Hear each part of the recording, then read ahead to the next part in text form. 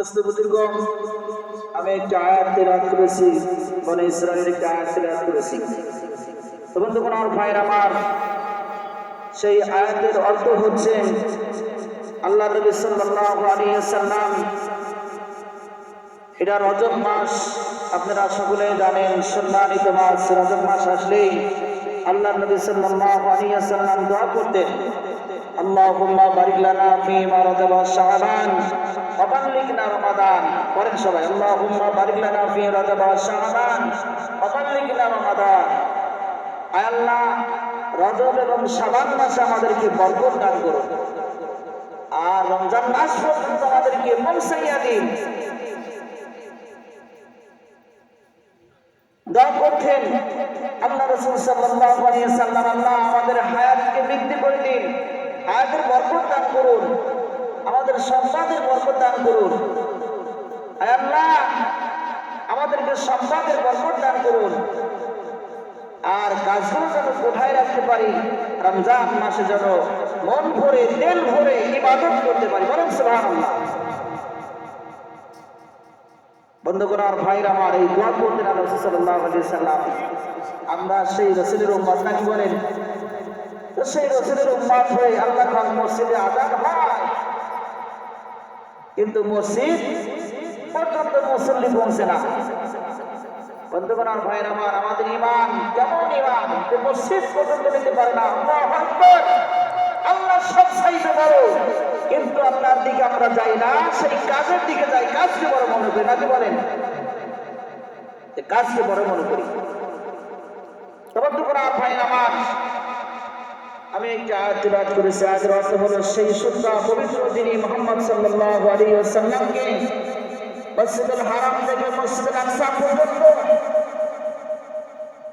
আশ্চর্যভাবে ভ্রমণ করিয়েছেন, যার পরিবেশনকে আমি বরকতময় করেছি,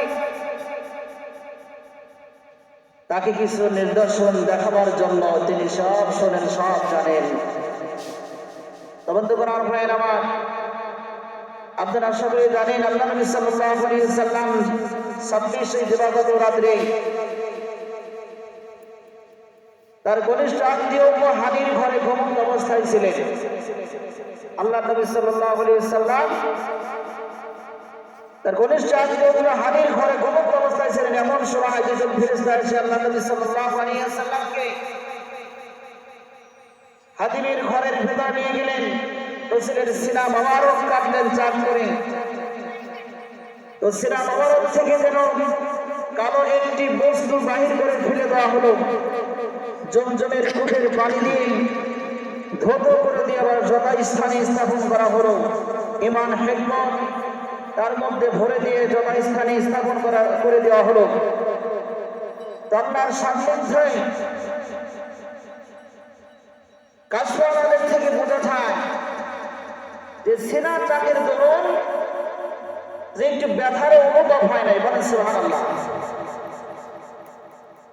হযরত জিবরাইল আলাইহিস সালাতু ওয়াস সালাম যেই বুরাকটি নিয়ে আসলেন, সেই বুরাক আল্লাহ নবী সাল্লাল্লাহু আলাইহি ওয়াসাল্লামকে সহমতে বললেন। সেই বুরাকটা ছিল সাদা।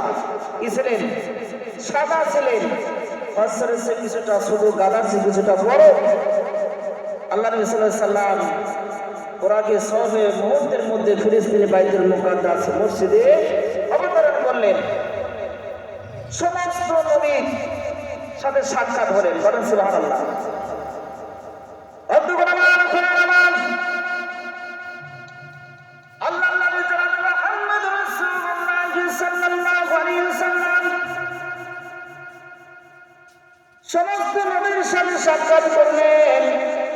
কাছেই বুরাকটা বেঁধে রেখে সমস্ত নবীর ইমাম হয়ে 2 রাকাত নামাজ আদায় করলেন। বলেন সুবহানাল্লাহ।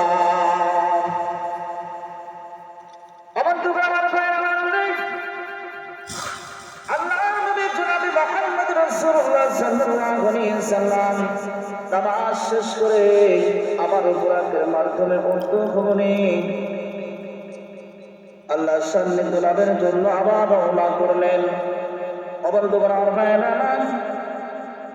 যেই স্মৃতি কাজ করলেন সেই সিজদাওয়ালা ফেরেশতারা আকাশ থেকে দুনিয়াতে আসা যাওয়া করেন। আর মানুষের রূহ যখন কবজ করা হয় ওই সিঁড়ি তার রূহটা নিয়ে নেওয়া হয়।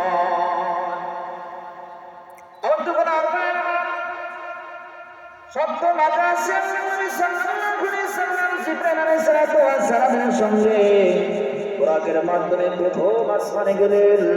তো প্রথম আসমানে যাওয়ার পর প্রথম আসমানের পাহারা ফেরেশতারা জিজ্ঞাসা করলেন, আপনি কে? জিবরাইল আলাইহিস সালাম বললেন, আমি জিবরাইল। এর সঙ্গে কে? সঙ্গে হলো আল্লাহ নবী সাল্লাল্লাহু আলাইহি ওয়াসাল্লাম। এবার আসমানের পাহারা ফেরেশতা বলতেছেন, তাদেরকে আসমানে আসার পারমিশন আছে? জিবরাইল আলাইহিস সালাম বলেন, হ্যাঁ আছে।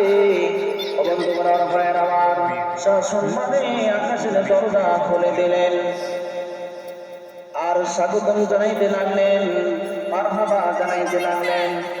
একবার তাই আল্লাহ নবী সাল্লাল্লাহু আলাইহি ওয়াসাল্লাম প্রথম আসমানে ওঠার পর ব্যক্তিকে দেখতে পারেন। হযরত জিবরাইল আলাইহিস সালাম বললেন, ওনাকে সালাম করুন। উনি হচ্ছেন আমাদের পিতা আদম আলাইহিস সালাম। আল্লাহ নবী সাল্লাল্লাহু আলাইহি ওয়াসাল্লাম সঙ্গে সঙ্গে সালাম করলেন। সালামের জবাব দিয়ে বলে, আমার কুরবান সন্তান মহান নবীকে মারহাবা বলেন, সুবহানাল্লাহ। আল্লাহ বন্ধুগণ ফরমান, আল্লাহ নবী সাল্লাল্লাহু আলাইহি ওয়াসাল্লাম প্রথম আসমানে আরেকটা দৃশ্য দেখতে পেলেন। একটি বর্ণনা থেকে পাওয়া যায়, আল্লাহ নবী সাল্লাল্লাহু আলাইহি ওয়াসাল্লাম এক ব্যক্তিকে দেখতে পাইলেন। আর ওই ব্যক্তি যখন ডান দিকে তাকায়, ডান দিকে অনেক মানুষের আকৃতি, বাম দিকে অনেক মানুষের আকৃতি। যখন ডান দিকে তাকায় তখন হেসে ওঠে, আর যখন বাম দিকে তাকায় তখন কেঁদে ফেলে। এইভাবে যখন এই দৃশ্যগুলো নবী সাল্লাল্লাহু আলাইহি ওয়াসাল্লাম দেখতেছেন আর জিবরাইলকে প্রশ্ন করতেছেন, এরা কারা? এবার জিবরাইল আলাইহিস সালাম বলেন, মনে হচ্ছে আদম আলাইহিস সালাম। তার ডান দিকে এবং বাম দিকে তার সন্তানদের আকৃতি।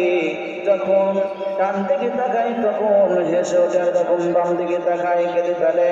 ডান দিকের আত্মা শুভ জান্নাতি আর বাম দিকের আত্মা শুভ জাহান্নামী। এই জন্য যখন ডান দিকে তাকায় তখন হেসে ওঠে, আর বাম দিকে তাকালে কেঁদে ফেলে। দ্বিতীয় আসমানে যখন অবতরণ করলেন, দ্বিতীয় আসমানে হিয়া আলাইহিস সালাম ঈসা আলাইহিস সালামের সাথে সাক্ষাৎ করিয়ে দিলেন। জিবরাইল আলাইহিস সালাম সালাম করলেন। বন্ধুগণ ভাইয়ের আমার, সালাম করলেন। সালাম করার পর এবার ঈসা আলাইহিস সালাম আর হিয়া আলাইহিস সালাম স্বাগতম জানাইলেন, বলেন সুবহানাল্লাহ। তৃতীয় আসমানে হযরত ইউসুফ আলাইহিস সালাম, চতুর্থ আসমানে ইদ্রিস আলাইহিস সালাম, পঞ্চম আসমানে হারুন আলাইহিস সালাম, ষষ্ঠ আসমানে মুসা আলাইহিস সালাম, সপ্তম আসমানে ইব্রাহিম আলাইহিস সালাম। এই ভাবে পর্যায়ক্রমে এরকম করে আস্তে আস্তে আল্লাহ নবী সাল্লাল্লাহু আলাইহি ওয়াসাল্লাম যখন ষষ্ঠ আসমানে আসলেন, বন্ধুগণ ভাইয়ের আমার, মুসা আলাইহিস সাথে সাক্ষাৎ করে দিলেন, সালামের জবাব দিলেন। আর সালামের জবাব দিয়ে মুসা আলাইহিস সালাম কেঁদে ফেললেন। মুসা আলাইহিস সালাম কেঁদে ফেললেন। আল্লাহ রাসূল বলছে, তুমি তোমার কাঁদার কারণটা কি? বলতেছে, আমি এই জন্য কান্নাকাটি করতেছি, আমার পরে আমার একজন নবী আসবে, যেই নবীর উম্মতেরা সবচেয়ে বেশি তাকে মানবে, আর আমার উম্মতেরা আমাকে কম মানবে, আমার দিনকে কম মানবে, দিনকে তারা মানবেই না। আর আমার উম্মতের চাইতে আমরা উম্মত সবচেয়ে বেশি জান্নাতে যাই, বলেন সুবহানাল্লাহ। আমার উম্মতেরা বেশি থেকে বেশি জাহান্নামে যাবে, এই জন্য কান্নাকাটি করতেছি। এরপর সপ্তম আসমানে যাওয়ার পর বন্ধুগণ আমার ভাইয়ের আমার, ইব্রাহিম আলাইহিস সালামের সাথে সাক্ষাৎ করে সালাম করলেন। সালামের জবাব দিলেন, রাসূলকে স্বাগত জানাইলেন, মারহাবা জানাইলেন। সপ্তম আসমানে বন্ধুগণ আমার ভাইয়ের আমার, তারপর আবার আল্লাহ রাসূল সাল্লাল্লাহু আলাইহি ওয়াসাল্লামকে সিদরাতুল মুনতাহার দিকে অগ্রসর হলেন। সিদরা মাকবুল, তো সিদরা মাকবুল এই গাছের ফল মস্ত বড় বড় একটি ফল, আর গাছের পাতাগুলি হাতির কানের মতন বড় বড় একটা, পাতাগুলি হাতির কানের মতন বড় বড় একটা। এরা শেষ সীমানার বৃক্ষ। বদ্ধ করার ভাইয়ের আমার, সিদরাতুল মুনতাহার শেষ সীমানার বৃক্ষ। আল্লাহ নবী সাল্লাল্লাহু আলাইহি ওয়াসাল্লামকে আবার কি করলেন? বাইতুল মামুর দেখাইলেন। কি করলেন? বাইতুল মামুর দেখাইলেন। সপ্তম আসমানে বাইতুল মামুর দেখাইলেন। এটা দুনিয়ার কাবা ঘরের সোজাসুজি ফেরেশতাদের ইবাদতের ঘর, নাকি বলেন? ফেরেশতাদের ইবাদতের ঘর। আর সেই ফেরেশতাদের কাবা ঘর কত যে ফেরেশতা, কোটি কোটি ফেরেশতা তওয়াফ করে, তার হিসাব আমরা কেউ কিন্তু জানি না। জানি? হযরত জিবরাইল আলাইহিস সালাতু ওয়াস সালাম আল্লাহ নবী সাল্লাল্লাহু আলাইহি ওয়াসাল্লামকে এক পর্যায়ে রাসূল সাল্লাল্লাহু আলাইহি ওয়াসাল্লামের সামনে কিছু শরাব দিলেন। এক পাত্র দুধ দিলেন, এক পাত্র মধু দিলেন। আল্লাহ নবী সাল্লাল্লাহু আলাইহি ওয়াসাল্লাম এই তিনটা জিনিসের মধ্যে একটা জিনিস গ্রহণ করলেন, সেটা হলো দুধ। আল্লাহ নবী সাল্লাল্লাহু আলাইহি ওয়াসাল্লাম দুধটা গ্রহণ করার পর হযরত জিবরাইল আলাইহিস সালাম বললেন, আপনি ঠিক কাজটাই করেছেন। ও বন্ধুগণ আর ভাইয়ের আমার, এরপর আল্লাহ নবী সাল্লাল্লাহু আলাইহি ওয়াসাল্লামকে আবার জান্নাতের মধ্যে ভ্রমণ করাইলেন। বলেন সুবহানাল্লাহ। আল্লাহ নবী সাল্লাল্লাহু আলাইহি ওয়াসাল্লাম বললেন, আল্লাহ নবী সাল্লাল্লাহু আলাইহি ওয়াসাল্লাম বললেন, হযরত জিবরাইল আলাইহিস সালাম আমাকে জান্নাতে ভ্রমণ করিয়ে নেন। বন্ধুগণ আর ভাইয়ের আমার, এরপর জান্নাতে কোন কোন কাজ করলে জান্নাতের নিয়ামত লাভ করা যায় সেগুলো সব সঙ্গে দেখলেন। হযরত আবু বকর সিদ্দিক রাদিয়াল্লাহু তাআলা বেহেশতের নিয়ামত সহ দেখলেন। ওমর রাদিয়াল্লাহু তাআলা বেহেশতের নিয়ামত সহ দেখলেন। হযরত বিলাল রাদিয়াল্লাহু তাআলা গরমের আওয়াজ শুনতে পেলেন। আমার ভাইয়েরা, লেখনরত এরকম গরমের আওয়াজ তিনি শুনতে পেলেন। বন্ধুগণ আর ভাইয়ের আমার, এরপর আল্লাহ পাক রব্বুল আলামিন জান্নাত দর্শন করার পর আবার জাহান্নাম দর্শন করাইলেন। জাহান্নাম কঠিন থেকে কঠিন কথা এখানে বলছেন। আল্লাহ পাক রব্বুল আলামিন আমাদেরকে যেন তৌফিক দান করে শোনার, সামনে যদি বলার মতো যদি তৌফিক দান করে ইনশাআল্লাহ বলার চেষ্টা করবো। আলহামদুলিল্লাহি রাব্বিল আলামিন। আসসালামু আলাইকুম ওয়া রাহমাতুল্লাহ।